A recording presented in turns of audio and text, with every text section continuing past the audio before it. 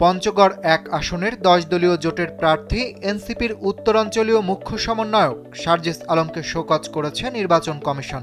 শনিবার এ তথ্য জানিয়েছে পঞ্চগড় ১ আসনের রিটার্নিং কর্মকর্তা ও জেলা প্রশাসক কাজী মোহাম্মদ সাইমুজ্জামান। রিটার্নিং কর্মকর্তার কার্যালয় সূত্রে জানা গেছে, জামায়াত আমিরের জনসভা উপলক্ষে এলাকায় তোরণ, বিলবোর্ড ও ব্যানার স্থাপন করা হয়। এ ধরনের প্রচার সামগ্রী নির্বাচন আচরণবিধির পরিপন্থী হওয়ায় সার্জিস আলমের বিরুদ্ধে ব্যবস্থা নেওয়া হয়েছে।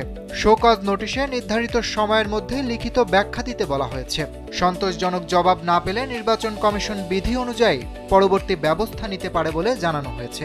নোটিশে উল্লেখ করা হয়েছে, গত ২৩ জানুয়ারি অনুষ্ঠিত নির্বাচনী জনসভায় প্রার্থী সার্জিস আলম তার নির্বাচনী জোট প্রধানকে স্বাগত জানিয়ে তোরণ, বিলবোর্ড ও ব্যানার স্থাপন করেন।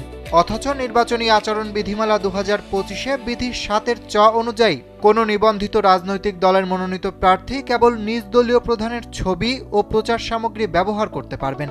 নিজ দলীয় প্রধান ব্যতীত অন্য দলীয় প্রধানের ছবি ব্যবহার করে ব্যানার ও বিলবোর্ড স্থাপন করায় আচরণ বিধিমালার সুস্পষ্ট লঙ্ঘন হয়েছে বলে নোটিশে উল্লেখ করা হয়।